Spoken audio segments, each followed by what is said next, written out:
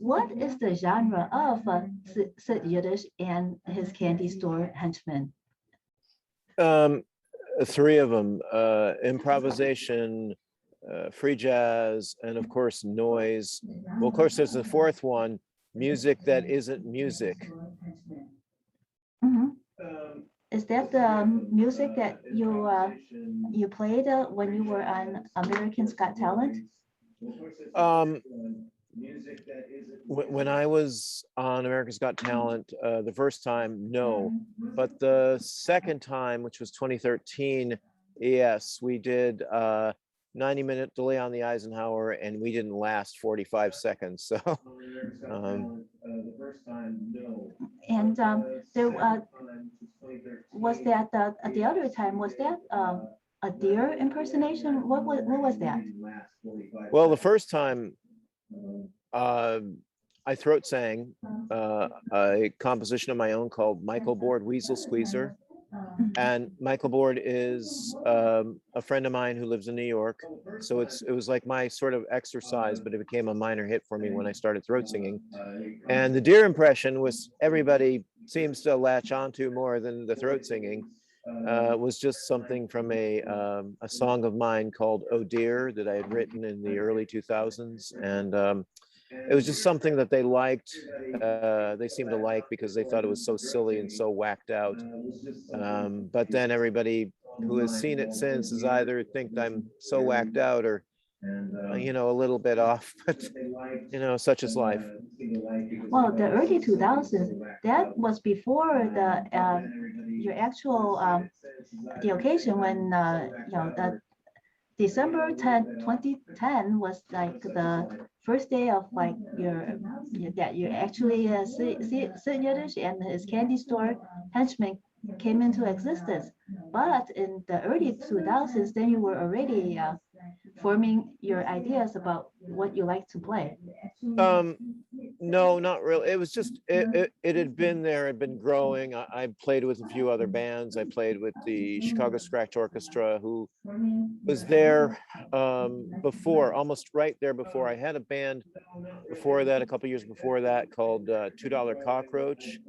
And then when I split with them, I had been playing with the Scratch Orchestra at that point. And the ideas had always been there, but the way it was really born was two ways, really, two instances. October 24th of 2010, I had played with Scratch Orchestra on another station here in Chicago. And a former bandmate who played on the first occasion, his name is Viking Dentist, he showed me that I could do this, how easy this was. And since I'm a poet and an artist of many talents and genres, et cetera, et cetera, he showed me how to do it. And it's just gone on from that since. But the occasion of December 10th, that was at the 1901 Gallery. It was on Walcott, right off of Belmont, and something called Project in D. And a guy by the name of Ed Naraki had invited me to do this, and he said I can do anything. So I put together a crack band, not off a crack, but crack band, and that's how we started. Viking Dentist was on the first. He did play on the first occasion, including it also included a female German Shepherd who hauled on a few courses. Did the German Shepherd know the what time it was to how? Oh, absolutely, absolutely. The timing was perfect, and she knew just the right notes to hit. Mm. Wow. So was that performance? What genre was that performance then of the four that you described? It was all four of them, actually. It was more. It was just everything. It was like just boom, just kind of all came together. Like, was that the date? Was that the time when you started getting more gigs? Did you become recognized because of December 10th, 2010? no, definitely not. It grew over time. I mean, I had to go out and get those gigs myself. I was already recognized on my own for America's Got Talent, and that helped me, but I'm the one that had to, get everything rolling. So there was a big business side to for your career. Then you had a lot of implementation, networking, etc. to do. Yeah, I guess to that degree, yeah, sure. But once people recognized me, or we were doing those early gigs, I mean, and some of them were really in strange places. It just got rolling from there. But I don't know how I managed to get all those, but I did in a short period of time. What kind of strange places are you talking about then? Well, we were playing like dark alleys and planetary gigs, and oh no, I'm kidding about that, but we were doing boiler room overnight places, abandoned houses. We did an abandoned apartment gig, I remember, and we were the only band that played because somebody had tossed a brick in the window, and they'd called the cops. So we got out of there as soon as we could. Somebody else, but definitely shut down the gig. But we were the only band to play that one. Do you know why someone threw a brick? I think they were on meth or crack or something like that. Definitely not fans of the Henchmen, but. Did you get any paying audience members for that gig, for these gigs in strange places? Did we get a paying? Well, that one was free. We've mostly played a lot of free gigs, art galleries, occasional venues. Occasionally venues pay, but then again, they don't. They pay you with like in tickets or free beer or free pizza or some playing cards or chewed up socks, or whatever it is they pay, whatever they've got around, they'll give it to us. So how did you divide your time between pursuing this, which you seem to really love, and maintaining a living?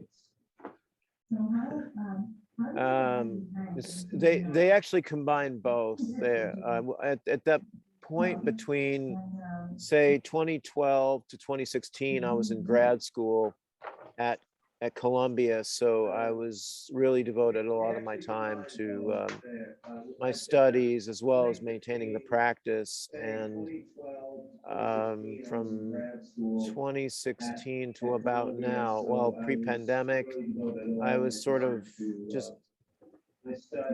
doing things, some acting, some gigging, some other things, getting grants, or getting people giving me like, you get grants or whatever to travel or do whatever you got to do.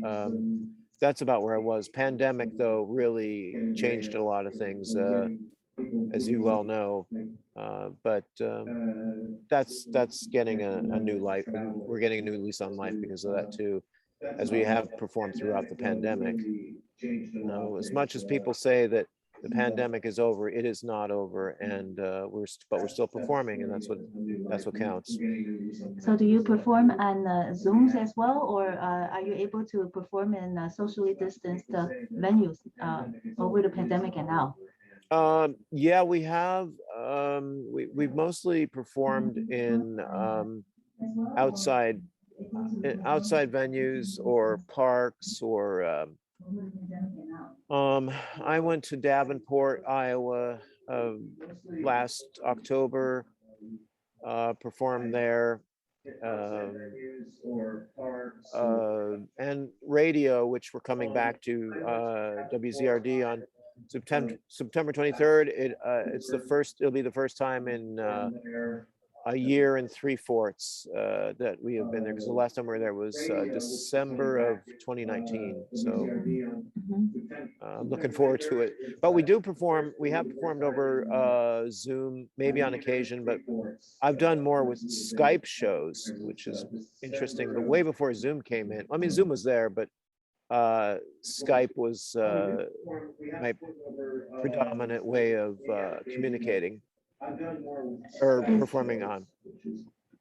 Is Skype a little better now? Before, when I was in school and we had meetings with some people overseas, it seemed that Skype buffered a lot. But were you able to use a version that was less buffering? I use Skype on mostly at that time. We were using it for recording, because I recorded an album over Skype with Danish punk band Clean Boys, whom I'd met through YouTube, and then through MySpace, and then we started collaborating together. So that's kind of where things were going. But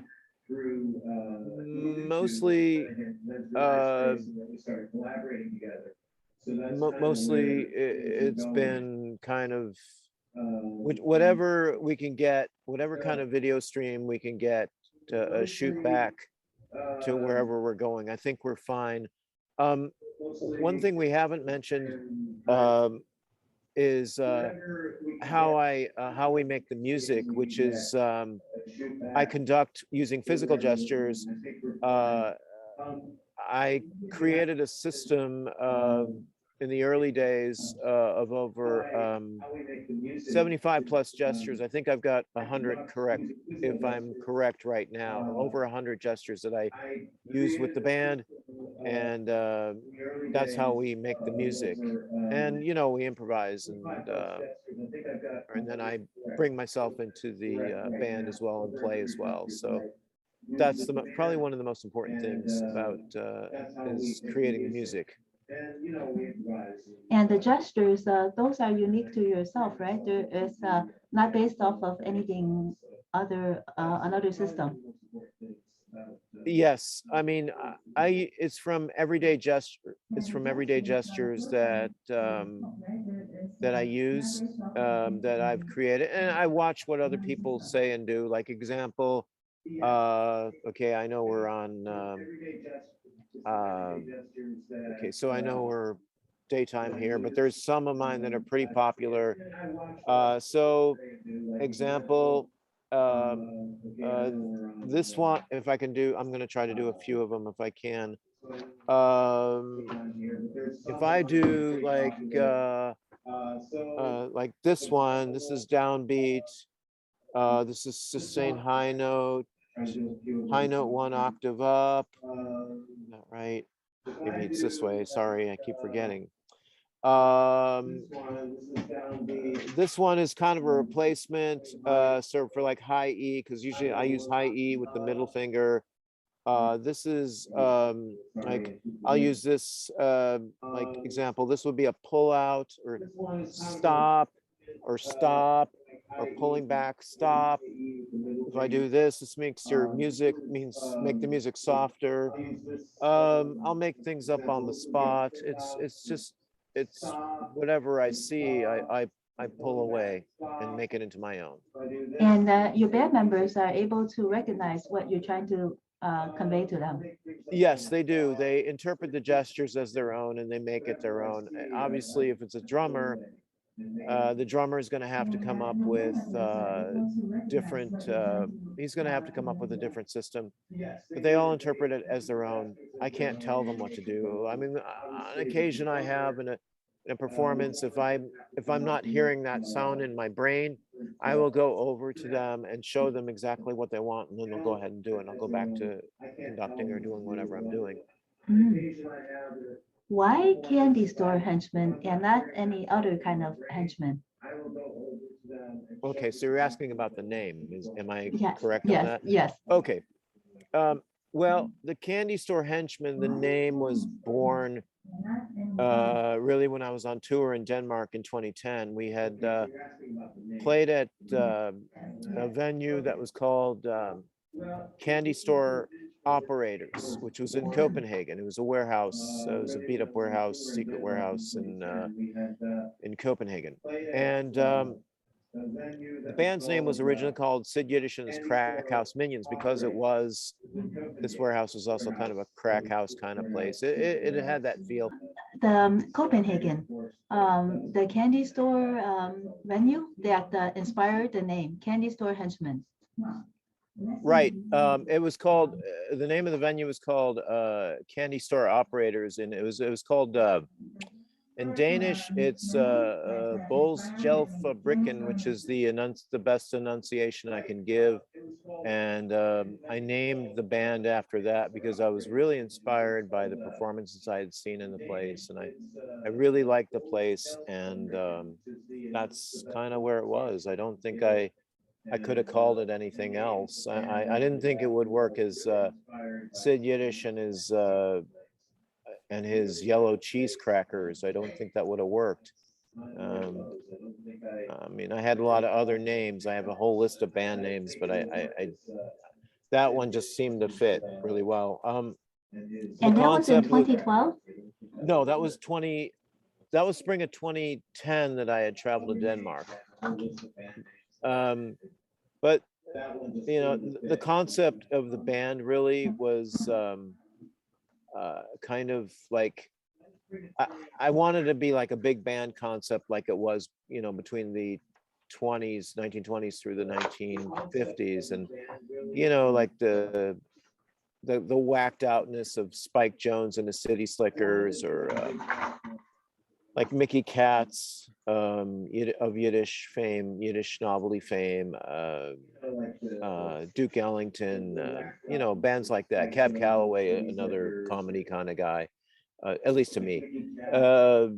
That's kind of where we were going. That's kind of where I was going with the band. When you were starting off, was it more music or was it more performance art and comedy? Okay, can you repeat the question for me? When you started out, like in 2010 and the primary years, was it more of music performance, or was it more of comedy and concept kind of? When I started out in 2010, it was more like it started more as like poetry, and it's not. It's not meant as comedy. I take it very seriously what I do, but it sure looks like comedy, and there's some theatrics involved, and there's music, and there are other specifics that are just thrown in there. Just there are people that think we are comedic, and there are just some things that happen that are classic Henchmen shows we have some shows that are total failures, just total failures, or things happen where we've had on occasion band members fighting against each other and people think it's staged, or the power goes out and people think that's stage too, or people just walk off stage, walk on stage, start playing, or just get up. You know, there's a lot of factors that are involved that just happen with our performances. No two Henchmen performances are alike, as they say, like with snowflakes, but we're like snowflakes, but in a musical way.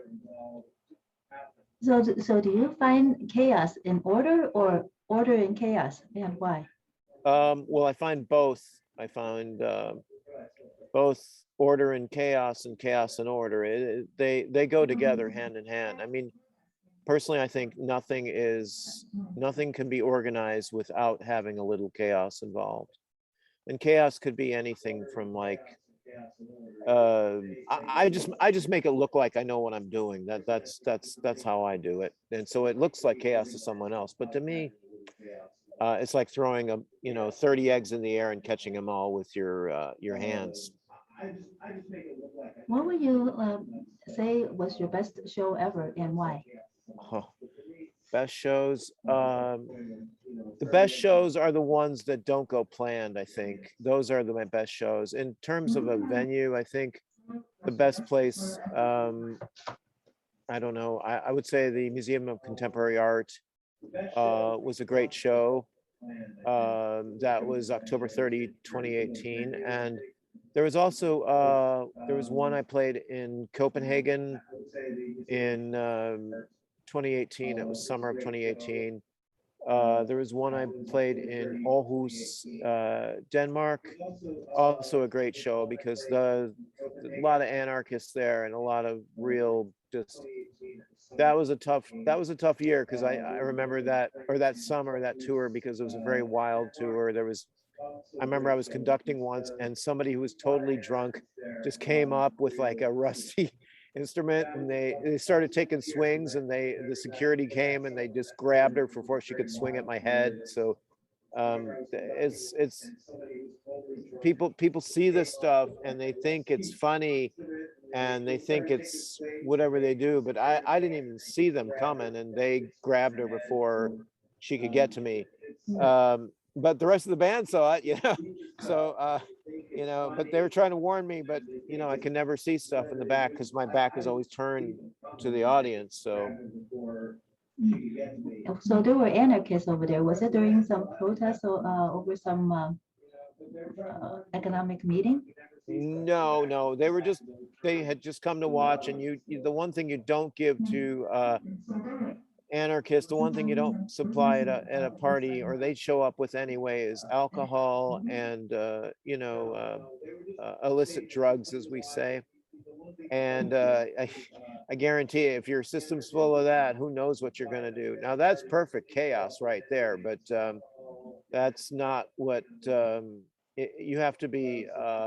You should be at least a bit sober enough to be able to handle your drink or your illicit drugs or your music playing. Well, I'm glad that you didn't get hurt. So with all these improvisational performances, did anyone ever get hurt? No, we're not the band. That's the one thing we don't do. We don't advocate hurting people at all. We do not do that. We definitely don't do that. We're not that kind of band. Oh, I understand that. It's just that there were, it seemed that a lot of things go unplanned, and then who knows what happens when something unplanned happens. That's all. Right. Okay. Okay, there were some instruments that you described.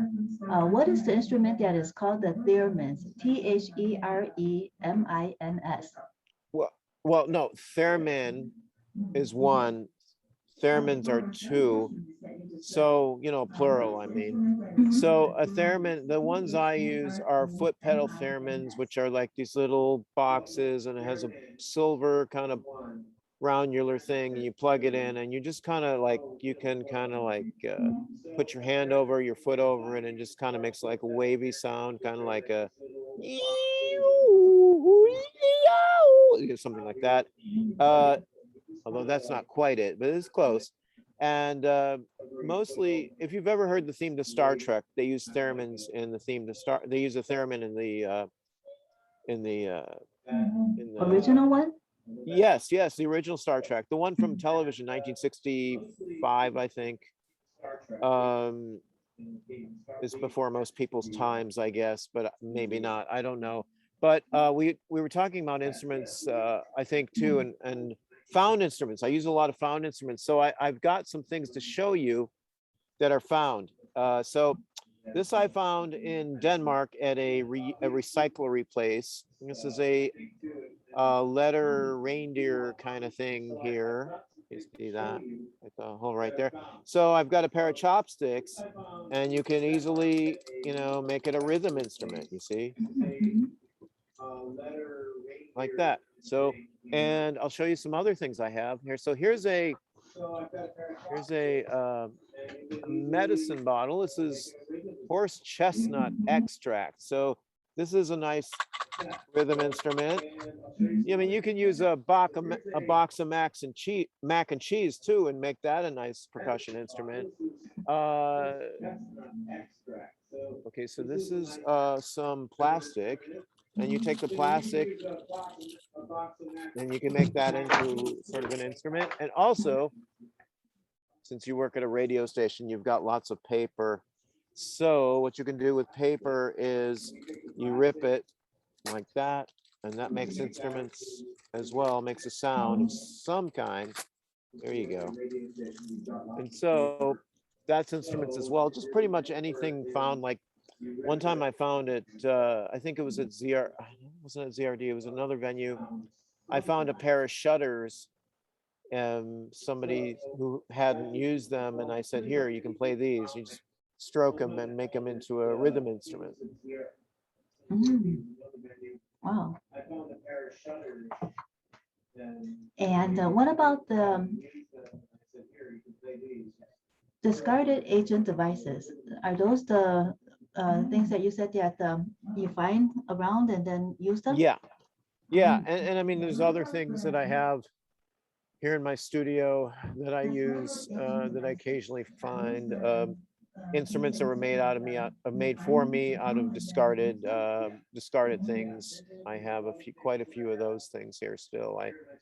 I still have my my fishing pole bass harp, which I rarely use, but it's fiberglass. It's kind of pulled over, and it's propelled. The sound is propelled by industrial rubber bands, and you can kind of play it, but you have to add a contact mic to it in order to hear the sound, and plug it into an amp, but then you can hear it perfect. It sounds kind of like a plunger sound in a way.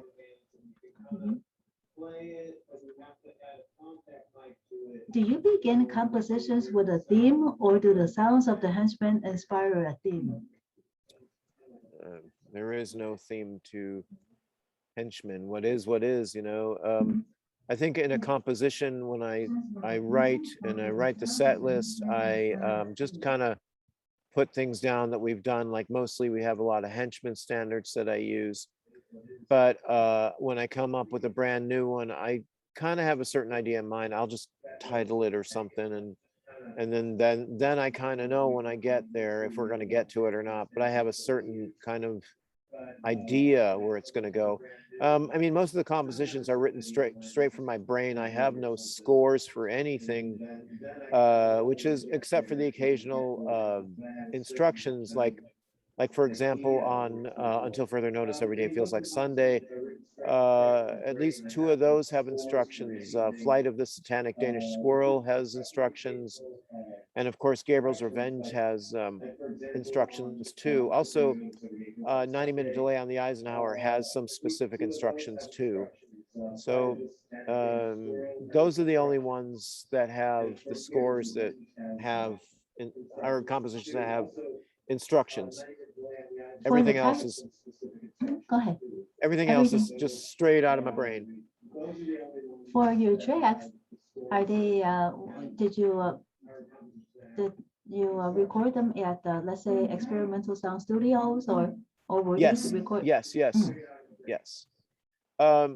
Interesting, Gabriel's Revenge, it's only been performed 3 times, but maybe twice by the Henchmen, once in the studio, and then we did it live at the Mutiny, but when the Mutiny was still around, that spring, I think we did. Because the sound sounded really good. We played 2 of the tracks before you came on. Which ones did you play? The one with the monkey and banana, and Oh, yeah, Gabriel's Revenge. monkey with a shaved banana allergy. Yeah. Yes, yes, yes. They were very nice. Actually, Gabriel's Revenge, the music under there, the undercurrent was very beautiful. Actually, very, very beautiful. Where did you find Thank that? you. Well, the inspiration for that particular composition was based on a true story, or a true feeling I had. I went outside to do something. It was twilight, and I heard horns coming from the sky. I mean, it was really faint, but I could hear it. It wasn't anything that I was imagining, because I heard them. And I went back to write it all down, and that's kind of how it came. And in my brain, I had to really sit and think about how End of Days would sound, because it's really about end of days. and I had to think about how things were gonna go. Then so that's kind of how it went, and I just pieced it together. Uh, a bit of it was a poem of mine, which when you hear me talk about, it's a poem called Angel Meditation Poem, and that's the words were actually from the poem that I wrote, but it fit that. And the flute player is a local guy, um, Dennis the Menace, who was with us at the time. And he came in and he, in the beginning, he's in the beginning and he's in the end too. And it just came together really well. It just came together really well.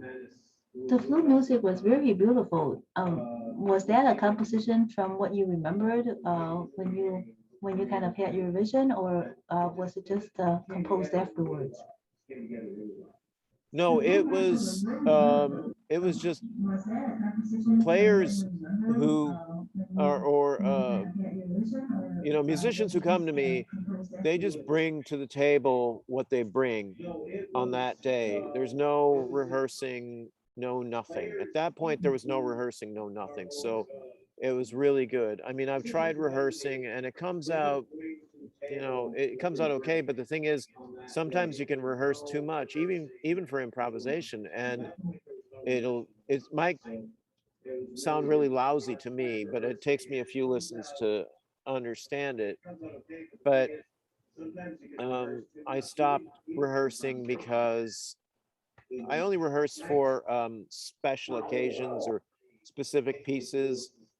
But I used to not rehearse, and it just sounded so much better. But rehearsing still doesn't help, even if I've tried special pieces. I've got what I've written. I've got at least three what I call punk operas, and they're very like Monkey with a Shaved Banana Allergy came from an environmental opera that I had written. There were 8 compositions in that. There's another one that I did called DP, which is about depression and anxiety. And then there is the Bird Opera, and that's only been performed a few times. So I try not to perform those operas uh, a lot because they can get lost in confusion and it can confuse players, and they just think it's just made up, so it's just going to sound any old way. And I said, no, I'm looking for specifics. So is this until further notice, Every Day Feels Like Sunday? Is this your first album, or have you done albums before? Yes, I have. The other 3 I can mention on CD, although one I'm going to change a word because this is radio, and we don't want to get you in trouble. Thanks. Sure. So the first one's called Leather Strawberries, which was recorded on WZRD actually in 2012, I think May 10th, 2012. And then there was Mary, we'll just say it was called Mary F, fill in the blanks. Happy was the second one. First one came out in 2012. The next one was 2014. And this was the first studio effort that I made in 2018, but I didn't put this out till this year, just because I was shopping it around, and then the pandemic hit, and I was still looking for things, but I couldn't do anything. And and also this one, the first 2 were like kind of using graphics, basic graphics. Although Mary Effing Happy was an artist who lives now lives in New York. We played in my band at the time. And then of course, Until Further Notice, Every Day Feels Like Sunday. This one, the artist here, which I failed to mention before, and I need to mention, her name is Gru Shackelford, and she did all the artwork and brilliant stuff too, I have to say. She really did a great job. And she lives in Philadelphia, and I knew her. I've known her for many, many years. So she's done other work for me, and there might be, let me see, nope, I don't see it on this hat. There is, she designed a Furby tour pin for me when I went over, badge, when I went over to Denmark in 2018, and she's done other work for me, and she's really a great person overall. And people can look her up on Facebook if they do want to use her work. Gru Shackelford. Yes, Grue Shackelford, Grue, and then Shackel Ford. What was the turning point in which you were able to dedicate more time to Sid Yiddish and his candy store Henchmen, or has it always been kind of in the background and you're always doing it? Yeah, it's always been in the background, and I've been doing it, but it really seemed to come together during grad school years, and the pandemic, I think, are the two biggest times for me. But when I've traveled, especially to Denmark, the tours I've made to Denmark, all three of them have had Henchmen bands, I guess you could say. But I teach, go ahead. So in Denmark, they have a style of music, at least there's a scene over there that resembles what you like to perform. There is a noise scene there, but when I come in, I teach my Henchmen method. So I've taught the Henchmen method throughout the United States and in Denmark, and it's just I put musicians together and we play. I teach them about 10 basic signals, and then we play together. What other countries have you traveled to as you bring your music to around the world? Well, mostly it's been United States, United States and Denmark. They seem more receptive in Denmark. I'm definitely willing to try other countries, but Denmark has really been my favorite. Well, how did you begin going to Denmark? What was the connection that started it off? Well, the connection was, as I stated earlier, was YouTube. Their lead singer, Pedro de Palma, he was looking for videos. He's looking for Artless videos. Artless is a band in New York in the 80s. And when he couldn't find anything there, he looked for Michael Board, who I had mentioned, that Michael Board Weasel Squeezer, and they couldn't find him. They couldn't find anything for him, but they did find my video called Michael Board Weasel Squeezer. And then we just kind of talked to each other, and then they started collaborating with me for the next few years, doing festivals. They were my backing band over Skype, and then Pedro said, "Oh, you should come over and tour with us." And I said, "Not until we have a record." And then we made that record over Skype in February 2010. They produced it over there, released it over there, and then I flew to Denmark, and we had a 3.5 week tour of it was mostly workshops and performing with the band and doing the entire album there, which the album I had done with the Clean Boys, and that was called Safari Freak Show Adventure, and we named it after a Pedro had kept calling what we were doing like a freak show, and I happen to have a flashlight. It's just on the title of the flashlight. It said Safari Adventure, and I thought, bingo. And so we called the album Safari Freak Show Adventure. So it's based on a flashlight and what Pedro kept saying about what it was like playing with me, performing with me, actually.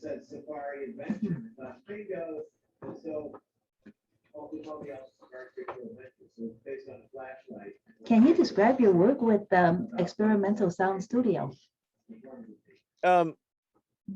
Well, it was just a studio that we recorded in about 2.5, 3 hours. Everything was in one take, just one take, no second takes. We did some I did some mixing and mastering there afterwards, but they're really a great bunch to work with. Ralph Lorga,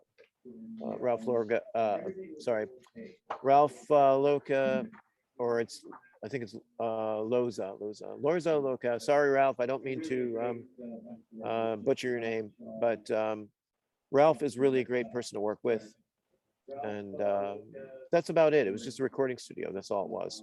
For this album, us. for Yes, for this album. Yes. What about that last album in Denmark? How well was that received, and did you get any airplay on radio in Denmark? I think we did get some on a station out there. It was in Aarhus. It was a student radio station. We got a play out there.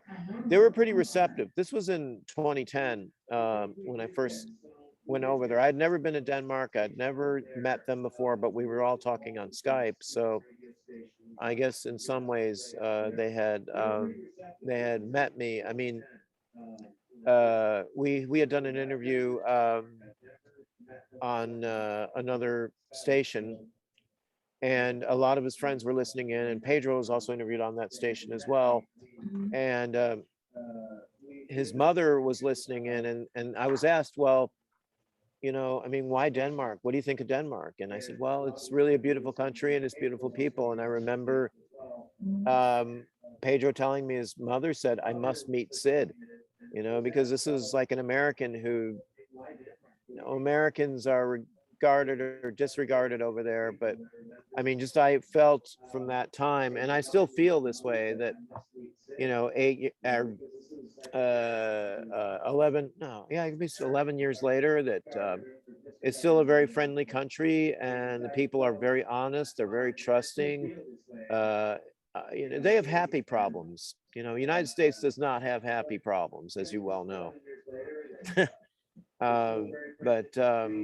But yeah, that's kind of where it was, and I was very well received, very, very well received there. They thought, I think a lot of people thought I might have been a little bit off, a little bit whacked out, but I'm used to that. So it's par for the course. Any advice for our communications, music, and theater students? Oh, you bet. Keep doing what you're doing. Keep trying. Keep breaking those barriers, sound and otherwise. Just keep breaking down those doors. You need to just keep going for your goals. Keep going for your dreams. I mean, I've been at it for maybe close to, I don't know, 30, 40 years, and because I technically started in my teens, but not this stuff. So about maybe 20 some odd years, something like that. But anyway, the point is just keep doing what you're doing. Just keep at it. Keep working at it. If they don't like it, too bad. Just keep doing what you're doing. Somebody does. Any advice about how to balance making a living and then also pursuing something like this? You should probably have a backup job just in case it fails, because industries are such that that you might make it, you might be a one-hit wonder, and then you can go all the way. But it's really different now, and I think you probably need a manager, or if you can't manage yourself, or somebody who can book you or whatnot, but have that backup job ready. So if you're in accounting or plumbing, or you're a funeral director, have that backup job ready just in case your creative part fails. And if it fails, keep retooling it until you think it does work. But if you don't want to, and just stick to what you're doing, just stick to what you're doing. Do you have a manager? No, it's just me, and I roll the dice. So I am certainly looking for a manager. For your band members, like currently you have a couple that are a couple of them that were on this like Drew Kevlington and Helen Kellogg and Knit Not Knit. But how have your band members changed over the years? Have you had many changes or Yeah, definitely. There's been we've the way I like to say it is that we've had quite a few members that are without saying who they are mentally challenged. So we have work I work on specific levels to make sure that their needs are met and to understand them as much as I can. Um, the last two units specifically, I've had that, I don't want to say it's a situation because that's what they bring to the table, but their playing is extraordinary. It's just that that's a piece that you have to kind of figure out and play with and figure out how it works and how it'll fit inside. But it, it is what it is. And that's what they bring to the table. And there's no way of like just eradicating it. Just you live with it. has it been recently, like in about what year? It seemed as if suddenly you're everywhere. Was there anything that happened to make that so?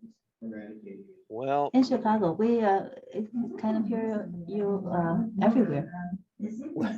well, I can't, I don't know, but whoever's doing it, I thank them profusely. That's great to hear, though.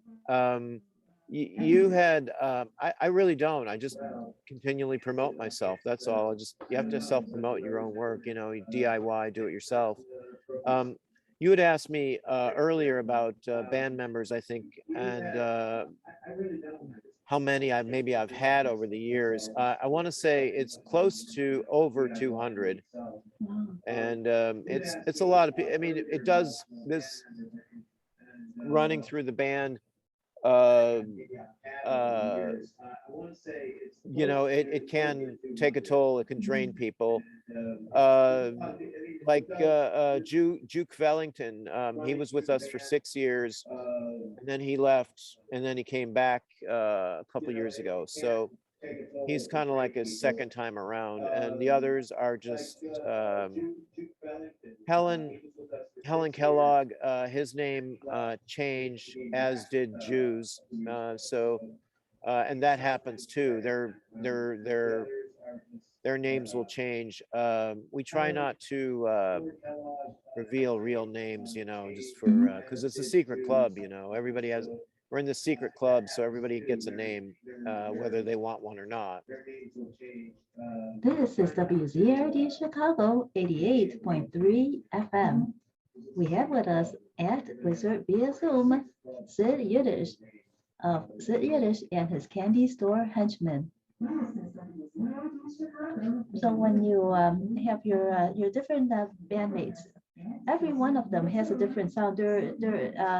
So with this kind of work, there definitely is no one that is similar, correct? Yes, definitely no one is similar. Not in my band. Thank goodness for that. Okay. Well said. Let's do a WZRD community assessment with you. WZRD Chicago, being a nonprofit radio station, must be responsible to the community we serve. WZRD is mandated to file quarterly issues with the FCC on non-entertainment community-focused programming. We like to assess the community for these quarterly issue topics with 3 questions. First, what is most important to you? Spreading happiness and organized chaos to one person at a time.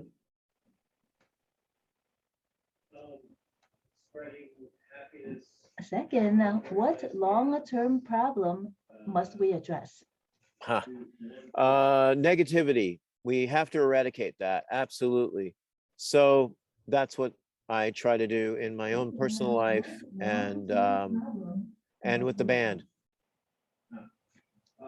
And so you're very accepting of different talents and different bandmates. Then how do you how do you decide that this is someone that would fit into the band and you would invite them in? If I've heard their work before, or if I've heard their sounds, or talked to them, I can get a kind of a feel for what they're like and what they might produce. Um, I kind of like if we're on the same level somewhat, then I know it's going to work. And if we're not on the same level, I try to make it work. And if it doesn't work, out they go. Mhm. Okay, the third question for our community assessment is, what problem must be resolved now? Let's just say negativity. Negativity has to be eradicated. Just has to go. Absolutely has to go. And we hear it every day. And there's just so much of it. Politics in our personal lives. I'd say you see it, and you see it a lot on social media. Now it might turn around, and they out people, by saying people just say dumb things all the time. I mean, I've done it too. But you just have to eradicate it. Just get rid of it. I'm not saying there has to be obviously there has to be some kind of balance, but but I think in general that just negativity just has to go. We should be having happy problems like Denmark. Like, just let's just give an example. Say your car's broken down, which has happened to me, and it happened to us, like on one of the tours. It's a happy problem. It can get fixed. You get towed, you hang out somewhere while it's getting fixed, and then you go on to the gig. That's a happy problem. Nobody, I saw nobody in our party that was upset. At least they hit it well. Here it happens, people get upset, they stress out too much. We got to get rid of stress and negativity. So negativity is the short-term problem and the long-term problem. Yeah, I think so. Mhm. Negativity and it's got to get rid of stress. Are you working on your next album? Yes, that's next year. I've been talking about it. We'll go and record probably sometime in 2022. I don't even know. I haven't even put together the compositions yet, but the newer ones we've been working on that everybody will hear if they decide to listen in on September 23rd to Thursday Night Live. You'll hear some of our newer ones that I'm really liking. I'm also working on a Danish project, which I'll return next year sometime, I think. And I'm working on an album called Sid Yiddish's Greatest Danish Hits, which is our compositions or songs that I recorded between 2007 and 2018, which includes studio, live, and outtakes, and just little bits and pieces and things like that. So that would be at the next album.